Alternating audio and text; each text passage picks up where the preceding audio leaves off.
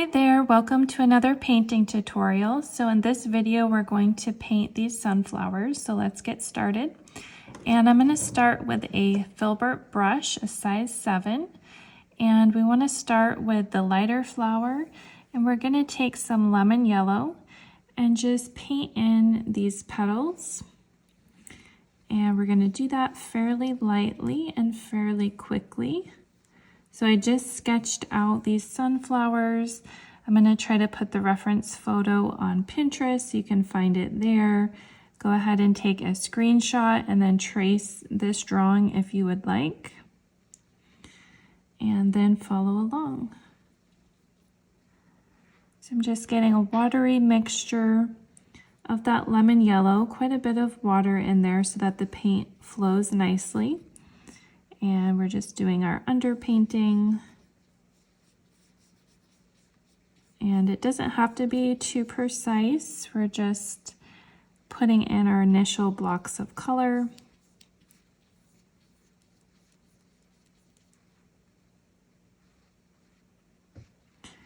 And the way that you draw the flowers will kind of help make it look more realistic if you make some of the petals kind of from a side angle and make some of them shorter and some of them longer.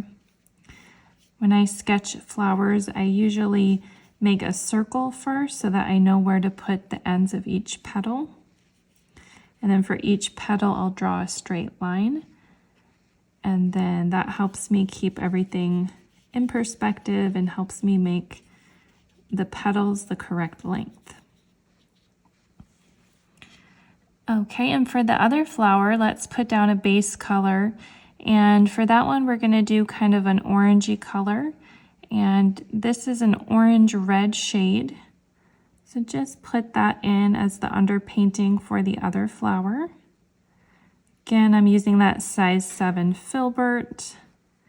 And I'm using the tip, kind of the edge of the brush to get those points at the ends of the petals, and then I'm kind of flattening it back out towards the base.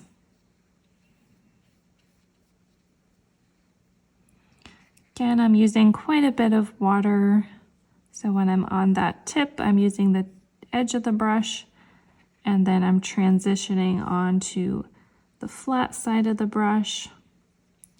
That's what I love about using these filbert brushes, is that they're very versatile. And just with one brush, you can get really thick and then thin lines. Okay, so again, this underpainting. We want the underpainting to be a lighter and brighter value. And that's going to help the flower really pop.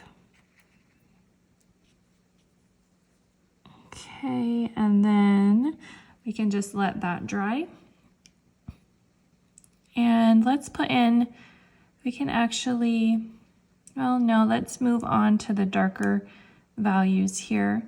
So next we can go back to the yellow flower, and I want to use some yellow ochre. Yellow ochre is a nice kind of brown orangey color, a brown orangey shade of yellow rather. And so I just want to put in some of the shadows of these petals and some of the darker values. Usually those shadows are kind of showing up in between the two flowers. And then if you have a petal that's underneath, you might want to do a lot of that shadow color on the petal. So then this one, and then you have those lines of the flower, those striations, and you're going to want to use just the edge of the brush to get a thinner line, and then kind of blend those in.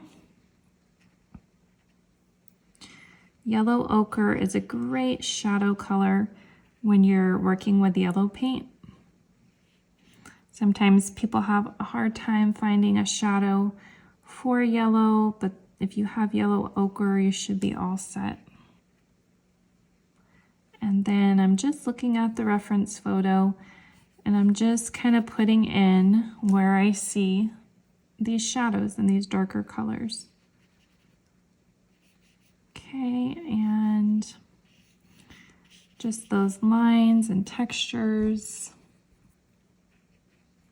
Go ahead and do that for all of your flowers, all of your yellow flowers. And I do want to leave some of the light yellow unpainted because that's going to be our lighter value, and that's kind of where the, almost like where the sunshine is coming through the petals. So you want to leave some of that color. All right, now let's mix up a darker shadow color for the other flower, for the reddish orange.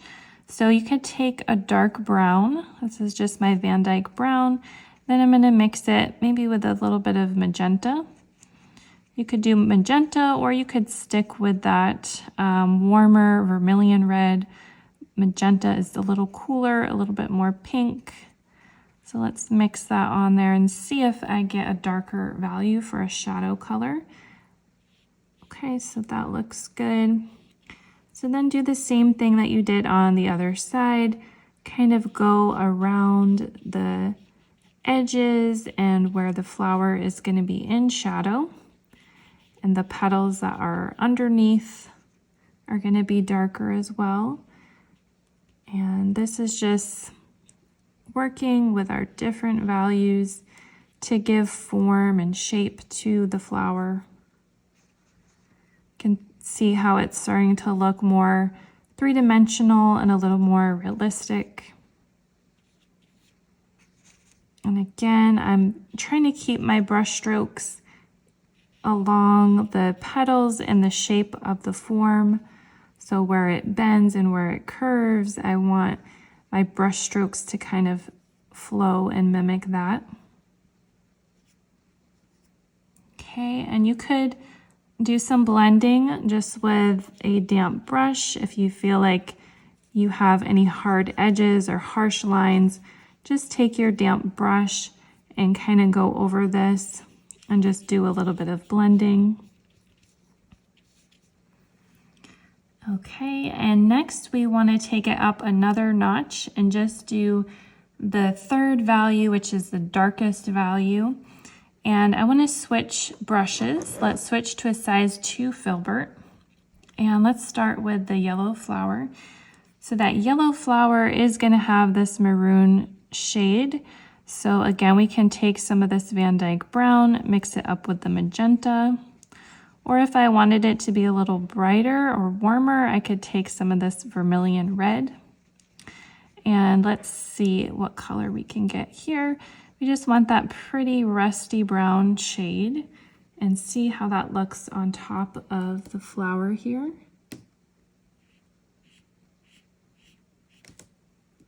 Okay, and then just lightly make these kind of streaks going from the center of the flower outwards. And you can see how the flower, it just naturally does kind of look like it was painted in this manner.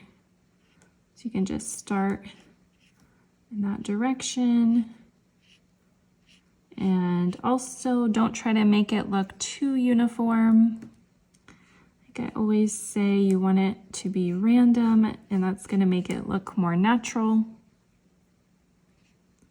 And it's just a very beautiful texture, and you don't have to overdo it. We don't have to make it look super exact to the reference photo.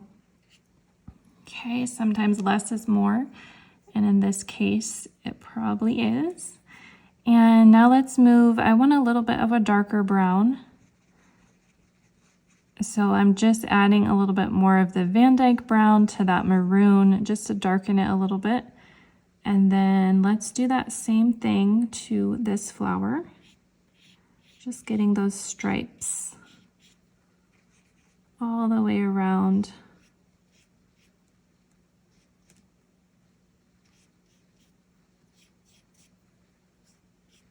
Okay. And just that contrast of values, the light to dark, is what's making it look really beautiful. Okay, so that looks good. Now, that one does have some orangey colors and lighter shades in there, so you could maybe mix a little bit of yellow and that vermilion red, get a brighter orange. You could go back with this more saturated tone and just put in a little bit more of a bright shade of orange in certain spots where you'd like it. Okay, so let's switch back to the size 7 filbert, and then I'm going to put in kind of the cone shape center of the flower, and that nice round filbert is really helping me get that round shape. Okay, I'm just putting it in. This one is pretty much just a circular shape. Okay, and then I want to switch over to a little bit of black. Take a little bit of black on your brush and then look at where the darkest value of this centerpiece is, and then just kind of add that black to add some immediate shading where you need it. And you're kind of working wet and wet here. Both of the paints are a little bit moist still, so they're gonna blend together nicely. And then I'm just gonna use that damp brush and blend this in. And you can see here we have like a little bit of a highlight. Maybe on this one I could lift up a little bit of the paint to make more of an emphasis on the highlight.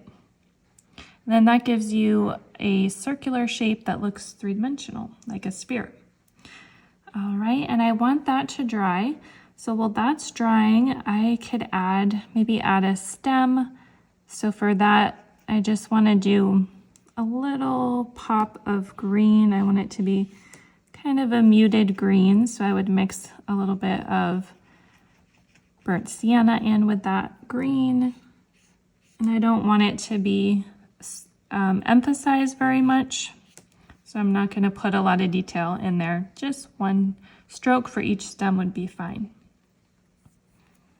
Okay, so at this point, I just want to add a little bit more of a darker color. So I'm going to take some black and add it to that maroon shade.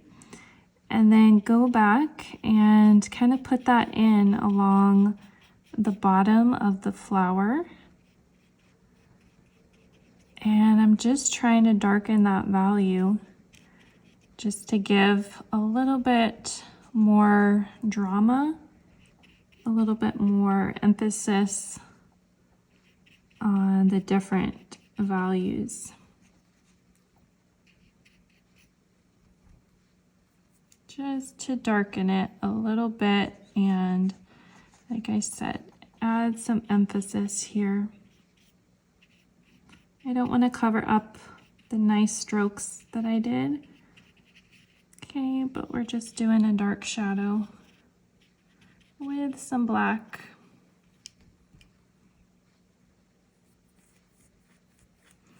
All right, so then after that dries, with this one here, you could go back and add maybe some lighter highlights. You could go back and put maybe some yellow into the petals. The paint here, I'm kind of applying it just really thickly, almost like an impasto. And that has kind of a neat effect. It just adds the yellow, and that kind of helps balance the two flowers. Okay, so the last and final touch, we just want to add a little bit of the center here. So I have this junk brush. It's just a round brush that's been cut. And I'm going to, let's grab kind of a scrap piece of paper. So I want to take a little bit of white paint and then a little bit of yellow, and then kind of test it on a scrap piece of paper. Just try to get a lot of the excess paint off and see if you can just go carefully around the edge of your flower using the side of the brush. It's a little bit tricky to get that shape You can kind of see the idea. Just have some white with some yellow, and that's just like the highlight, just the highlight of that flower. And again, it doesn't have to be perfect, just try your best and kind of circle it around in a ring shape. Okay, so I think that's finished. I hope you enjoyed the tutorial. I hope you give this a try, and we'll see you in the next video. Thanks for watching. Bye.